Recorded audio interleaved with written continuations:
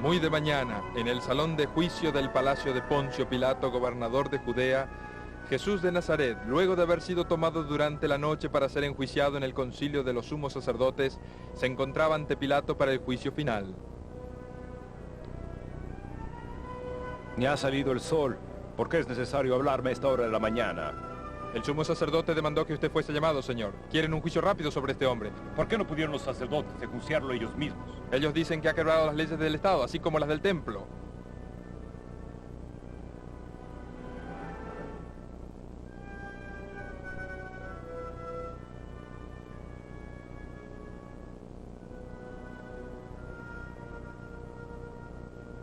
¿Qué acusación tienen en contra de este hombre? Si este hombre no fuera un malvado, no te lo hubiéramos traído a ti. Tómenlo ustedes y senténcienlo por vuestra propia ley. Las leyes romanas no nos permiten dar la muerte a ningún hombre. Hemos encontrado a este hombre pervirtiendo a nuestra nación y prohibiéndonos pagar tributo a César. Aún más, él se autoaclama el Cristo, un rey. ¡Mátenlo! ¡Sí, mátenlo!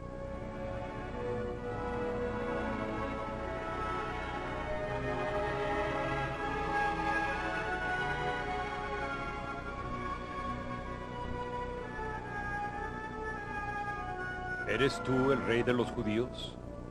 ¿Dices tú eso por ti mismo o te lo han dicho otros de mí? ¿Soy acaso judío? Tu nación y los principales sacerdotes te han entregado a mí. ¿Qué has hecho? ¿Eres tú el rey de los judíos? Mi reino no es de este mundo. Si mi reino fuera de este mundo, mis servidores pelearían para que yo no fuera entregado a los judíos. ¿Eres tú rey? Tú dices que yo soy rey. Yo para esto he nacido, para esto he venido al mundo, para dar testimonio a la verdad. Todo aquel que es de la verdad, oye mi voz. ¿Qué es la verdad?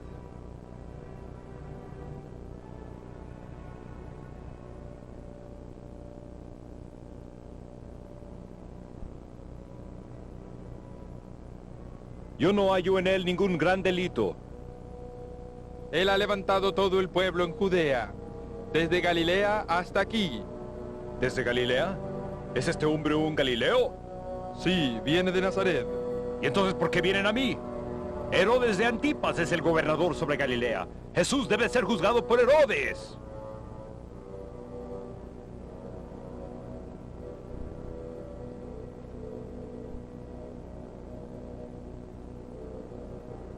Aquí está vuestro prisionero. Llévenlo ante Herodes.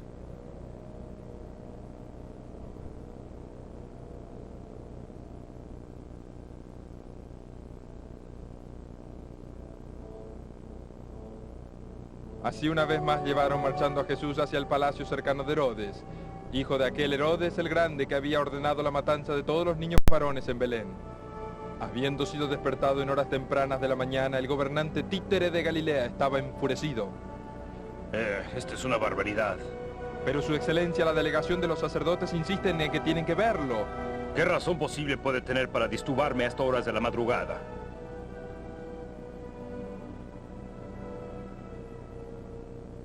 Tienen un prisionero con ellos que le traen para que usted lo juzgue. ¿No le podrías haber dicho que venga un poco más tarde? Su excelencia, ellos dicen que Poncio Pilato envió a este prisionero para que usted lo sentencie. ¿Pilato? Ah, no es muy seguido que Pilato decide recordar que yo también tengo algo de autoridad. ¿Quién es este prisionero? Su nombre es Jesús de Nazaret. ¿Jesús de Nazaret? Oh, esto es por demás interesante. Así que lo han tomado. ¿Y Pilato me lo envía a mí? Él es aquel llamado profeta que ha estado yendo y viniendo y agitando con problemas a toda nuestra gente. Yo sé. ¿Tú piensas que las noticias no llegan a mis oídos? Tráelo ante mí.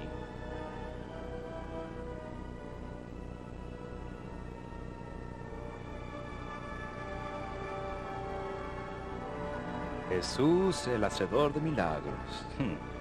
Muchas veces he pensado en él desde que ordené la muerte de Juan el Bautista. Bueno, ya veremos, ya veremos.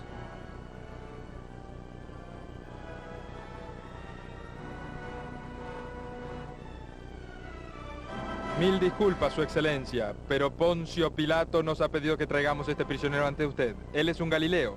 Yo sé todo sobre este hombre. Adelántenlo. Así que tú eres Jesús. Yo esperaba algún día conocerte. Dicen que eres un gran mago, que transformas el agua en vino, que curas enfermedades de todo tipo. Excelencia, no es por esta razón que lo hemos traído ante usted. Este hombre dice que él es el Hijo de Dios. Luego, luego. Primero quiero ver la magia de este hombre. Aquí hay vino. Demanda que se transforme en agua.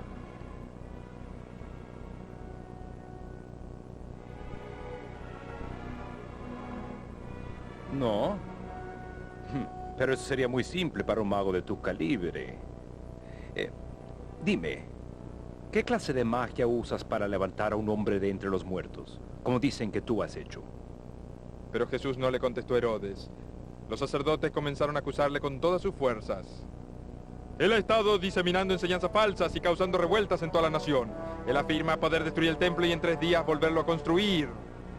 Y blasfema, dice que él es el Hijo de Dios, inclusive el Cristo. Y muchos lo aclaman como el Rey de los Judíos. ¿Rey de los judíos? Tiene un porte real. Si todo lo que ustedes acaban de decir es verdad, entonces esto es un crimen contra Roma. Por lo tanto, es un asunto para Pilato. Llévenselo ante el gobernador de romanos. Aguarden un momento. Él no puede irse al Pilato así como está. Vístenlo así, con estas ropas reales. Vístenlo con esto. Llévenlo al rey ante Pilato.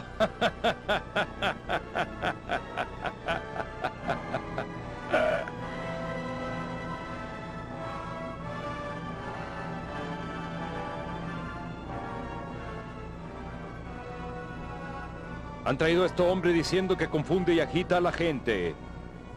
Pero luego de examinarlo ante ustedes, yo no encuentro a este hombre culpable de ningún cargo de los que ustedes lo acusan. Ni Herodes, siendo que él lo envió de nuevo a mí. He aquí nada que merezca la muerte ha sido hecho por este hombre. Por lo tanto, lo castigaré y lo soltaré.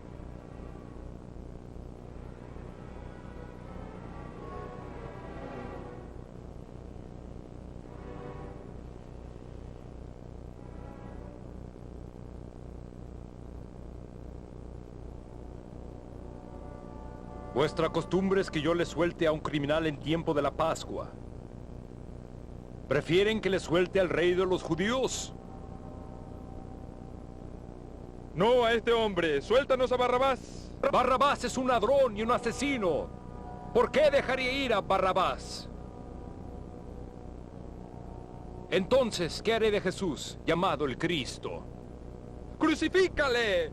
¡Sí! ¡Crucifícale! ¿Por qué? ¿Qué mal ha hecho este hombre? ¡Danos a Barrabás! ¡Crucifícale! ¡Crucifícale!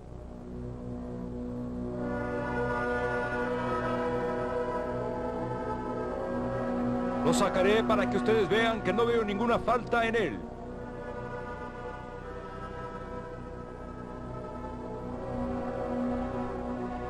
Aquí está el hombre.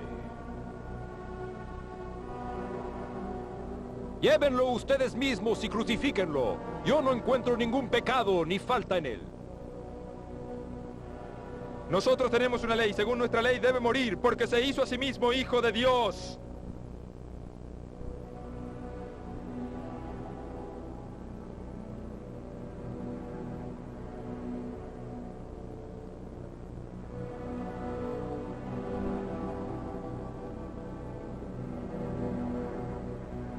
¿De dónde eres?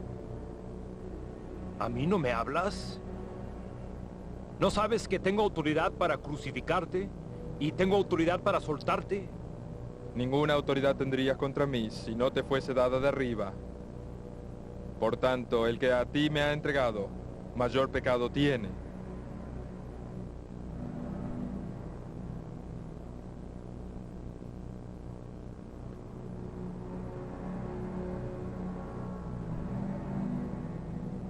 Quiero liberar a este hombre. No encuentro ninguna falta en él.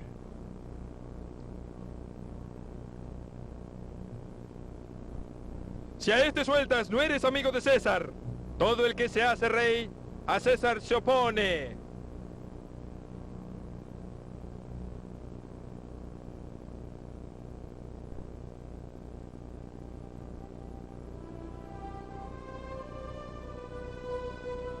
He aquí su rey. ¿A vuestro rey he de crucificar? No tenemos más rey que a César. Nuestro rey es César.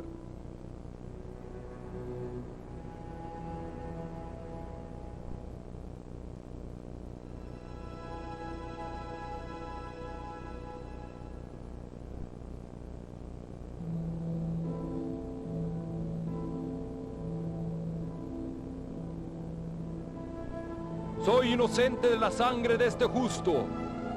¡Allá vosotros! Su sangre sea sobre nosotros y sobre nuestros hijos.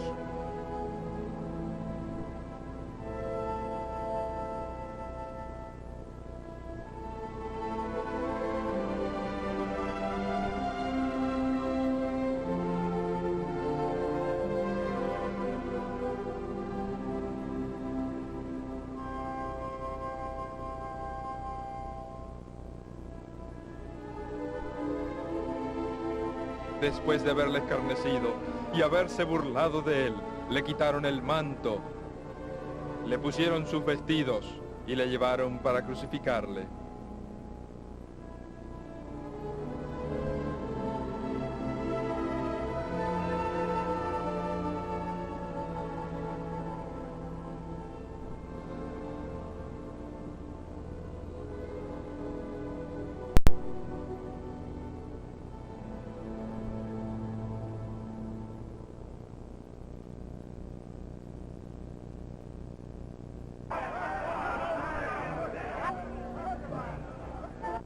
Los soldados le desataron las manos a Jesús para que él pudiera cargar con su propia cruz hasta el lugar del sacrificio.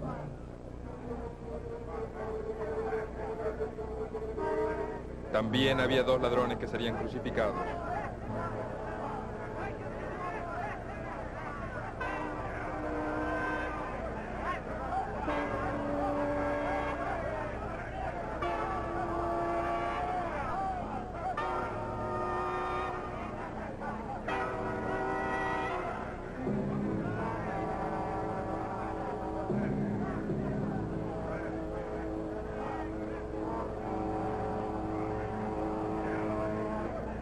Entre las personas estaban los sacerdotes, fariseos y escribas, que habían incitado a la muchedumbre a pedir la muerte de Jesús.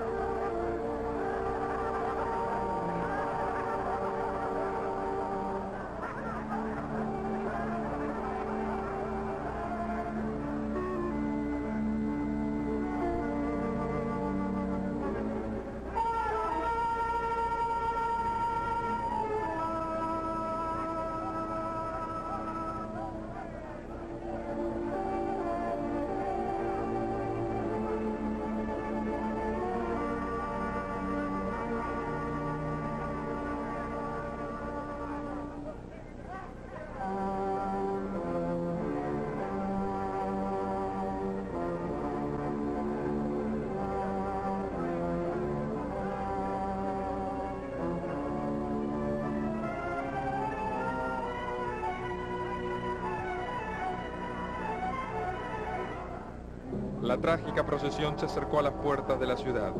El Salvador del mundo cayó rendido bajo el peso de la cruz. En este momento, Simón de Cirene enfrentó cara a cara a su Salvador y Señor.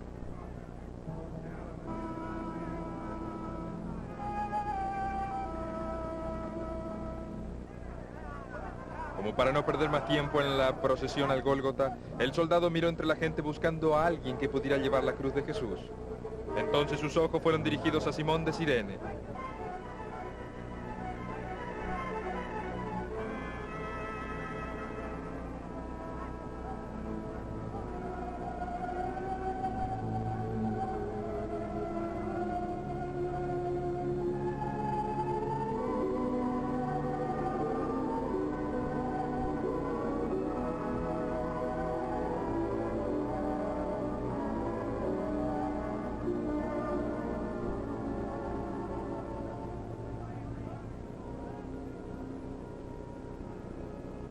Hijas de Jerusalén, no lloren por mí, lloren por vosotras y por vuestros hijos. Jesús siguió dando palabras de ánimo y de vida en su hora más dolorosa, pero pronto la procesión tuvo que seguir.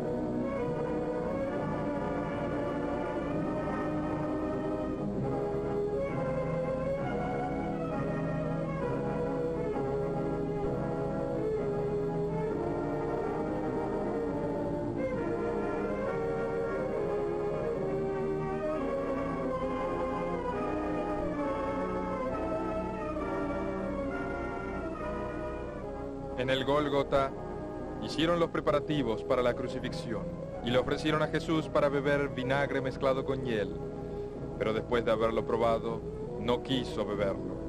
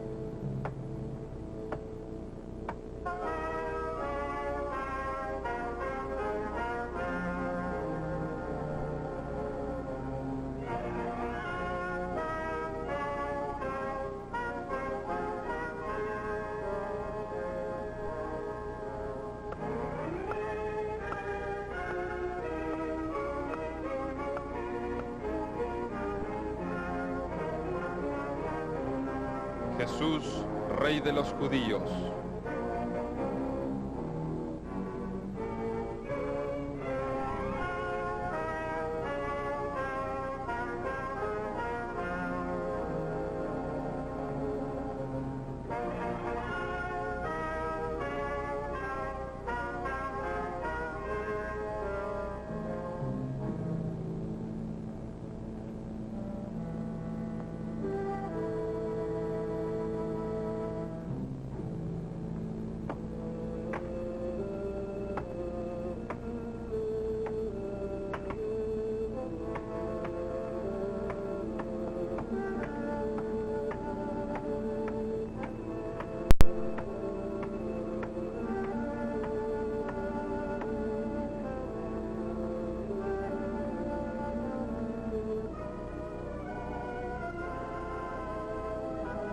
allí crucificaron a Jesús y a los dos ladrones, uno a su derecha y otro a su izquierda.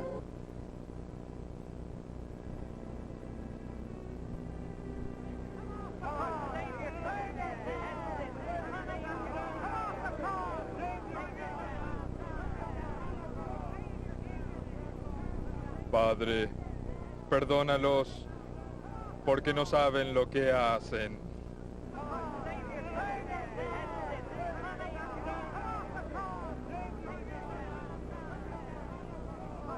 Cuando los soldados terminaron de crucificar a Jesús, tomaron sus vestidos e hicieron 4 partes, una para cada soldado.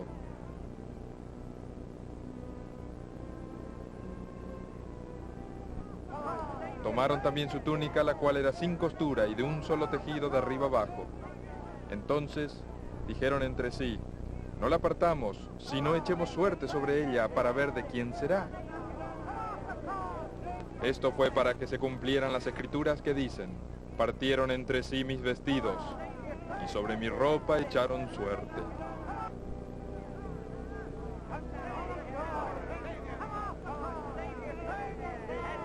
Tú que decías que derribarías el templo en 3 días y lo reconstruirías, sálvate a ti mismo. Si tú eres el Hijo de Dios, desciende de la cruz.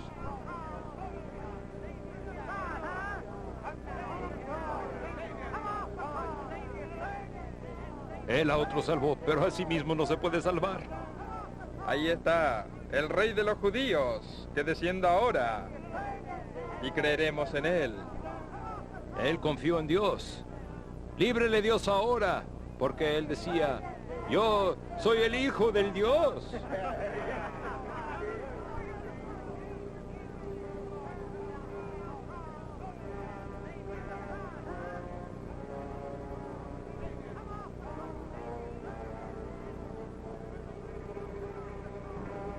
¿Acaso no eres tú el Cristo? ¿Por qué no te salvas y nos salvas a nosotros?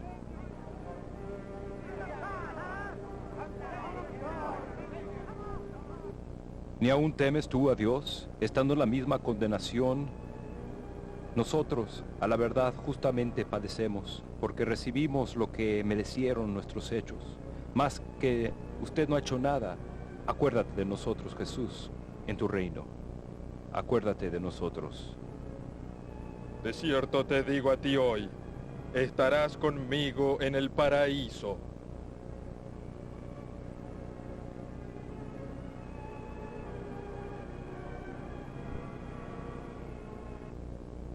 Cerca de la cruz de Jesús estaban María, madre de Jesús, y su hermana María, la mujer de Cleofas, y María Magdalena. Y Jesús vio a su madre y a Juan, el discípulo a quien él amaba, allí muy cerca de la cruz. Mujer, he ahí tu hijo, he ahí tu madre. Y desde aquella hora el discípulo la recibió en su casa. Era ya pasado el mediodía, y Jesús había estado en la cruz por más de 3 horas, y aún las personas aguardaban. Como la hora sexta, hubo grandes tinieblas sobre la tierra.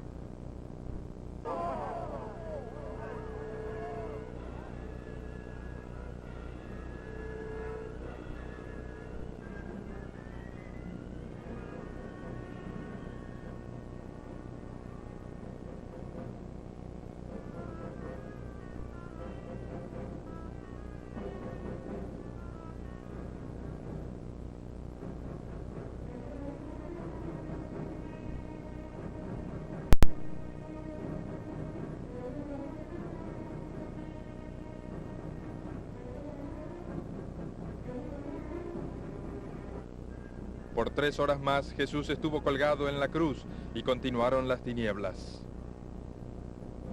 Elí, Elí, lama sabactani. Esto es, Dios mío, ¿por qué me has desamparado? Algunos de los que estaban allí al oírlo decían, está llamado Elías. Tengo sed. Y al instante corriendo uno de ellos tomó una esponja y la empapó en vinagre y poniéndola en una caña se la dio a beber.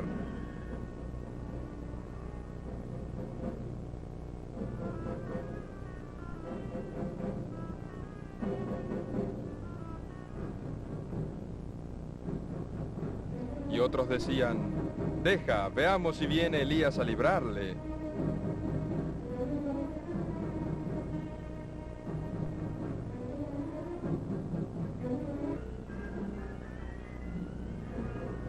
Hecho es. Padre, en tus manos encomiendo mi espíritu.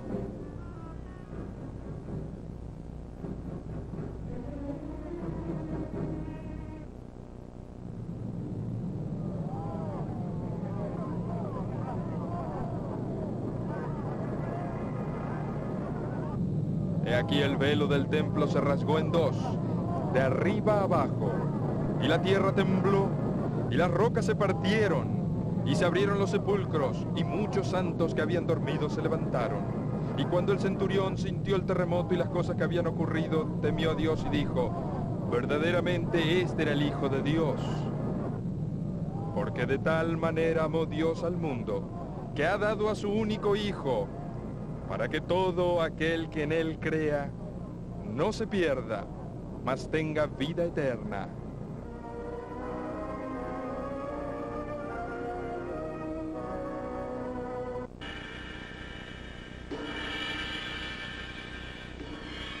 Ni su poder ni su grandeza tienen fin. La inefable santidad de Dios, tomado del libro Protección Espiritual, editorial Carisma.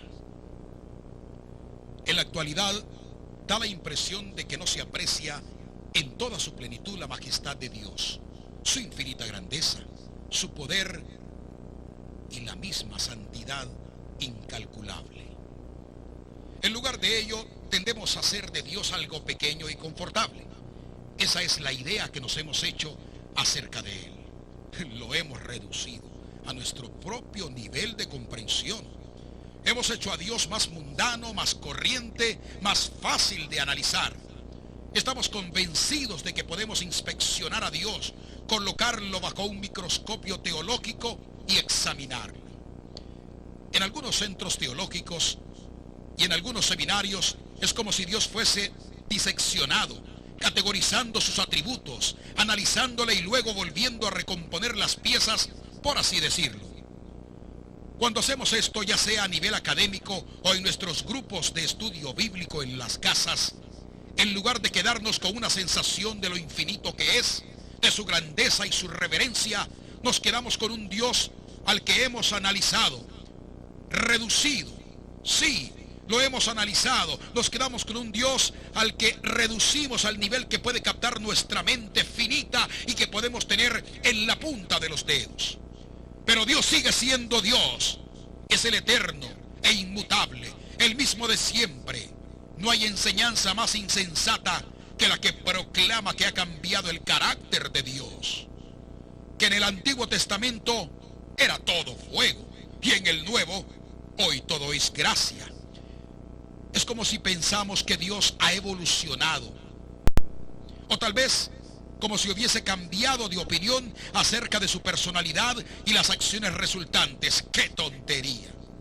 Cada generación podrá enfatizar los aspectos del carácter de Dios que más aprecian, pero Dios, sí Señor, nunca ha cambiado ni lo hará jamás.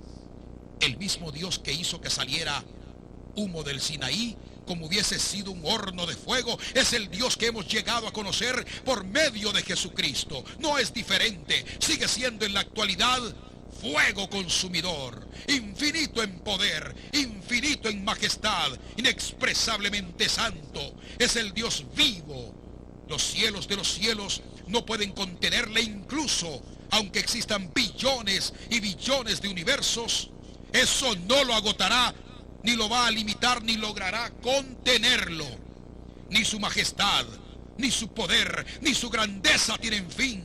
De manera que ningún ser finito que haya sido creado, mucho menos tú o yo, podremos llegar jamás a comprender a Dios por completo. El siglo XX no ha hecho ninguna diferencia para Él. No ha limitado su carácter de algún modo, ni ha hecho nada más difícil para Él.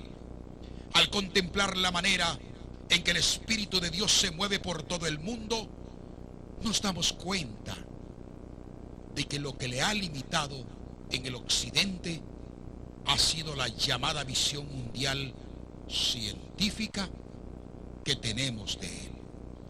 En aquellos lugares donde las personas no han encasillado a Dios por causa de su educación, entre comillas, Dios puede moverse con más poder. Dios es absolutamente el mismo.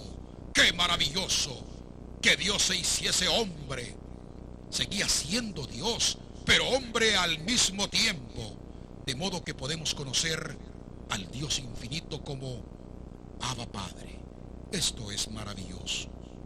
Por eso, no es el motivo para que nos familiaricemos con Él de un modo totalmente falto de respeto y reverente. Dios es amor, pero es al mismo tiempo poder, justicia y santidad. Si la gloria de Dios cayera sobre nosotros, sería como si nos hubiesen tocado 1.000.000 de voltios. Inmediatamente seríamos consumidos. En Cristo y solamente en Él podemos acercarnos al poder infinito y a la santidad de Dios, y a pesar de ello estar aún salvo. Todos necesitamos tener un sentido más claro sobre la presencia de Dios, su infinito poder y su gracia. Dios sigue siendo aún Dios. Su poder y su gloria siguen siendo exactamente iguales. La familiaridad con lo que lo tratemos no lo hacen diferente. Un día veremos a Dios. La cobertura o la protección espiritual están relacionados con el poder infinito de Dios. Ni su poder ni su grandeza tienen fin. Es la inefable santidad de Dios.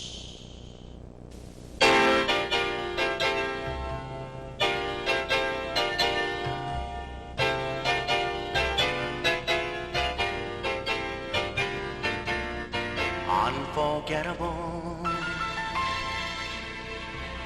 that's what you are.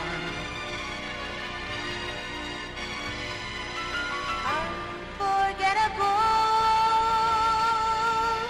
though near or far. Like a song of love that clings to me. How the thought of you does things to me never before has someone been more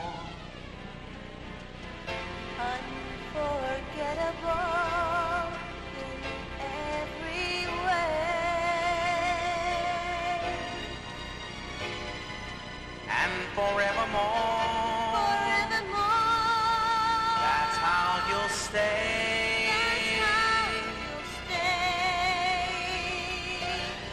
That's why, darling, it's incredible that someone so unforgettable thinks that I am unforgettable too.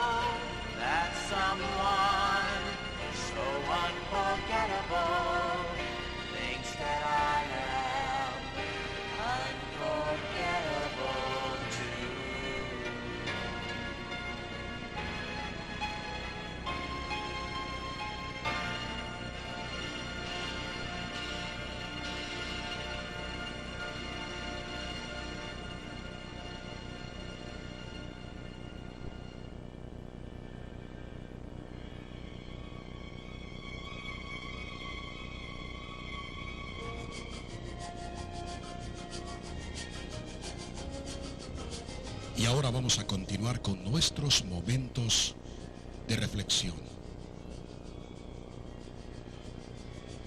Tenemos una condensación del libro ¿Quién ganará esta guerra? La pasión espiritual no se paga. Hay una sola cosa que puede evitar que disfrutemos plenamente de la vida cristiana: el pecado. Debemos adquirir una nueva visión del pecado, reconociendo que actúa como un cáncer mortal en nuestra alma. ¿Por qué? ¿Pero por qué fallamos? Preste atención a esta breve historia. Los pasajeros estaban disfrutando de una película cuando de pronto las enormes máquinas del jet se detuvieron. Al principio solo lo notaron quienes no estaban utilizando los audífonos. Luego hubo una pausa. Sí, se detuvo la proyección de la película y el capitán anunció que el vuelo 143 tenía que efectuar un aterrizaje de emergencia. 69 personas estaban atrapadas en un terrible, lento, pero inevitable descenso. Durante varios minutos en la cabina reinó el silencio. Luego el miedo fue seguido por gritos mientras que el aterrizaje precipitado se acercaba. La tecnología más moderna no podía mantener al avión en el aire por más tiempo. Y cuando aún faltaban 1.300 kilómetros para llegar a su destino, el vuelo 143 se había quedado sin combustible. El indicador digital electrónico del Boeing 767 no funcionaba, de manera que, tal como sucede en estos casos, el piloto y el copiloto de la nave habían confiado en cifras dadas por el personal que se encargaba de suministrar el combustible antes del despegue. Sin embargo, un integrante del personal de tierra había confundido las unidades de peso, tomando libras por kilogramos. Eso motivó que el combustible se acabara antes de tiempo. Felizmente, la pericia del piloto permitió que el aterrizaje se efectuara sin daño para los pasajeros. Millones de cristianos hoy en día están en esa misma situación desesperada como la del vuelo 143. Saben que es posible vivir una vida victoriosa. Definitivamente se puede obtener una vida, pero una vida victoriosa y santa, una vida llena de Dios mismo. Sin embargo, no están viviendo a ese nivel, sino que lentamente descienden hacia la tierra en planeo, sin motor y en condiciones anormales, abrumados por insatisfacción, desánimo y derrota. Sus esfuerzos para recuperar el impulso espiritual no resultaron eficaces y están aterrados por lo que puede suceder. ¿Por qué vemos tantos desastres espirituales? ¿Por qué sufrimos tantas batallas innecesarias? ¿Por qué hay tanta depresión? ¿Por qué tanta carnalidad? He escuchado toda clase de excusas. Y si usted que escucha es consejero, líder de una iglesia, anciano o pastor, probablemente haya oído lo mismo. Son tiempos muy difíciles en el aspecto financiero. Es difícil ser honesto en el mundo de los negocios. Con toda la apertura en cuanto a la sexualidad, ¿qué se supone que debo hacer? Yo no amo a mi esposa. ¿Por qué permanecer junto a ella? Sé que debiera pasar más tiempo leyendo la Biblia, pero con todas las demandas de trabajo y tantas otras ocupaciones, también necesito tiempo para descansar. Quiero ser santo, pero los medios masivos lo hacen difícil. Vivimos en una sociedad que tanta importancia a lo sensual que es prácticamente imposible mantenerse puro. Palau, usted no tiene idea de lo difícil que son las cosas en mi empleo. Es imposible ser honesto si uno quiere sobrevivir. La gente puede dar toda clase de excusas, pero debo decir algo con la autoridad de la palabra de Dios. Nadie puede quitar la unción del Espíritu Santo de nuestras vidas. Nadie puede impedir que nuestra copa esté rebosando. Nadie puede quitarnos el gozo del Señor, ni nuestros parientes políticos, ni nuestro cónyuge, ni nuestro jefe, ni siquiera Satanás. Nadie. Hay una sola cosa que puede evitar que disfrutemos plenamente de la vida cristiana: el pecado. Debemos adquirir una nueva visión del pecado, reconociendo que actúa como un cáncer mortal en nuestra alma.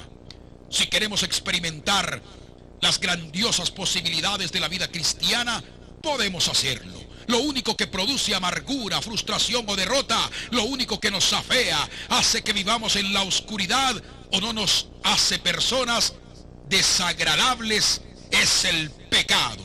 El pecado es un tema horrible, pero a menos que tengamos una perfecta relación con Dios, sin nada que confesarle, debemos ser sinceros y enfrentar el tema. Debemos decir la verdad al Señor.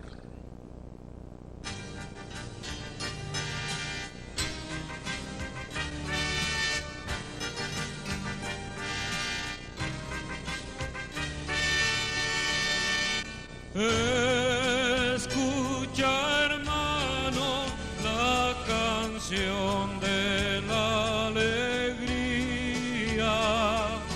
el canto alegre del que espera un nuevo día. Ven, canta, sueña cantando, vive soñando el nuevo sol, en que los hombres volverán a ser hermanos.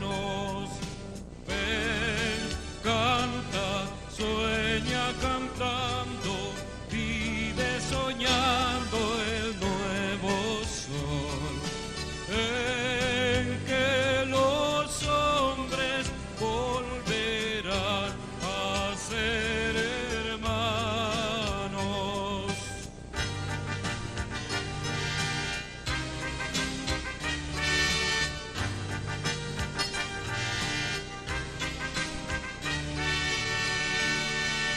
Si en tu camino solo existe la tristeza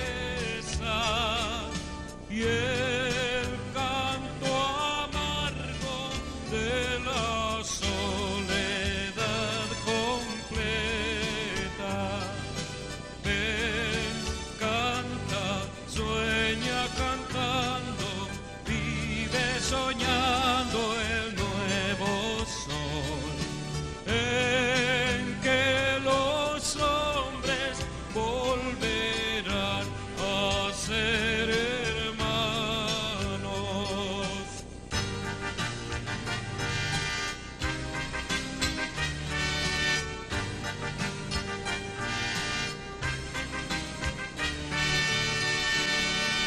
Si es que no encuentras alegría aquí en la tierra, búscala, hermano, más allá de las estrellas. Ven, canta, sueña cantando, vive soñando el nuevo sol, en que los hombres volverán a ser hermanos.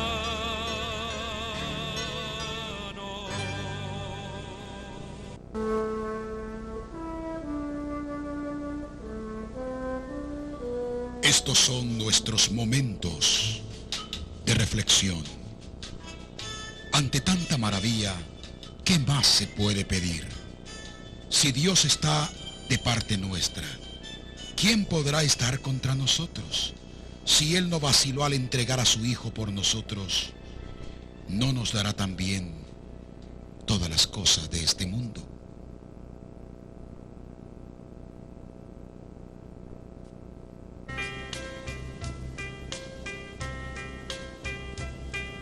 And now the end is near, And so I face the final curtain. My friend, I'll say it clear. I'll state my case, of which I'm certain. I've lived a life that's full. I traveled each and every highway, and more, much more than this, I did it my way. Regrets, I've had a few, but then again, too few to mention. I did what I had to do. I saw it through without exception. I planned each charted course, each careful step along the byway, and more, much more than this, I did it my way. Yes, there were times, I'm sure you knew, when I bit off